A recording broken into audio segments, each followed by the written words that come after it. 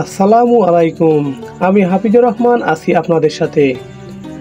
আজ আমি আপনাদের নিয়ে যাচ্ছি 450 বছরের পুরনো কুসুম্বা মসজিদে। নওগাঁ শহর থেকে প্রায় 37 কিলোমিটার দূরে নওগাঁ জেলার মান্দা উপজেলার কুসুম্বা গ্রামে মুসলিম স্থাপত্যশৈলীর অন্যতম নিদর্শন কুসুম্বা মসজিদ অবস্থিত।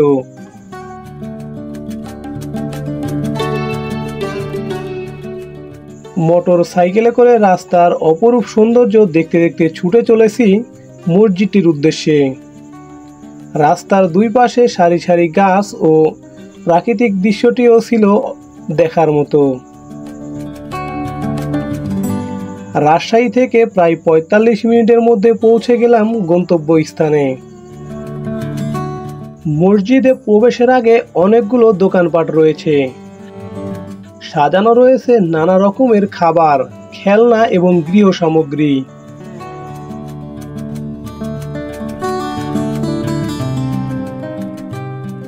মূল ফটকের বাইরে দাঁড়িয়ে দেখে নিলাম ধূসর বর্ণের অপরূপ মসজিদের সৌন্দর্য। মসজিদটি দেখতে বেশ সুন্দর। প্রবেশদ্বার সংলগ্ন সাইনবোর্ডে মসজিদটির ইতিহাস লেখা রয়েছে। আস্তে আস্তে যেতে থাকলাম ভেতরের দিকে। প্রাচীন ঐতিহাসিক এই মসজিদটি দেখতে প্রতিদিন হাজার হাজার লোক আসে এখানে।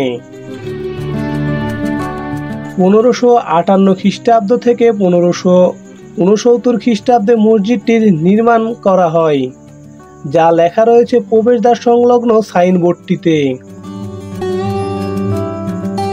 ইতিহাস থেকে জানা যায় আফগানি শাসনামলে সুর বংশের শেষ দিকের শাসক গিয়াসউদ্দিন বাহাদুর শাহের আমলে সুলাইমান নামের একজন এই মসজিদটি নির্মাণ করেছিলেন।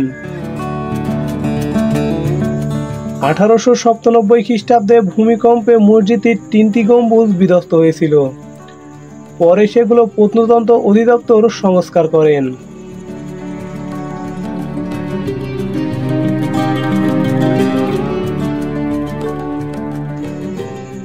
মসজিদটির দৈর্ঘ্য 58 ফুট এবং প্রস্থে 42 ফুট। দুই সারিতে 6টি গোলাকার গম্বুজ রয়েছে। মসজিদের গায়ে রয়েছে বিভিন্ন রকমের লতাপাতার নকশা। মসজিদের মূল গাঁথুনি ইটের হলেও এর সম্পূর্ণ দেওয়াল এবং ভেতরের খিলানগুলো পাথরের আস্তরণে ঢাকা।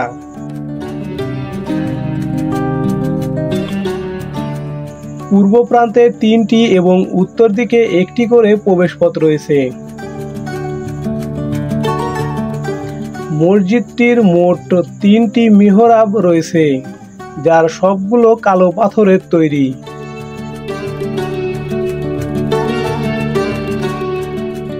মিহরাবে অঙ্গুরগুচ্ছ ও লতাপাতার নকশা খোদিত রয়েছে।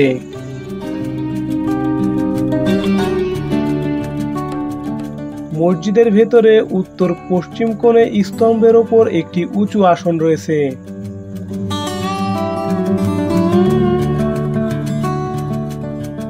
ধারণা করা হয় এই আসনে বসেই তৎকালীন কাজী বা বিচারকরা এলাকার বিভিন্ন সমস্যার বিচার কার্য পরিচালনা করতেন।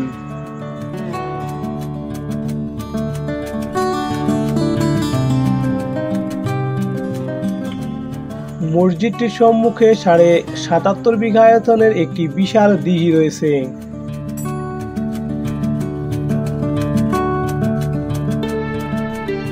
দিঘিতে নামার জন্য রয়েছে 3টি শান বাঁধানো ঘাট। সিঁড়ি বয়ে নামতেই শীতল হাওয়ায় শরীরটা যেন শীতল হয়ে গেল। ঢেউ খেলানো দিঘির পানি দেখে গোসল করার লোভ সামলাতে পারেন না এখানে আসা মানুষগুলো, তাই গোসলও সেরে নেয় কেউ কেউ। এখন যাব মসজিদটির উত্তর পাশে। মসজিদের উত্তর পাশে রয়েছে বিশাল দেহের একটি তেঁতুল গাছ এবং বসার জায়গা। এই মসজিদে মান্নত করতে আসেন প্রতিদিন অনেক মানুষ। মসজিদের পেছনেও রয়েছে নানা রকমের খাবারের দোকান। বর্তমানে এই মসজিদটি এখন মান্দার গুরুত্বপূর্ণ দর্শনীয় স্থান।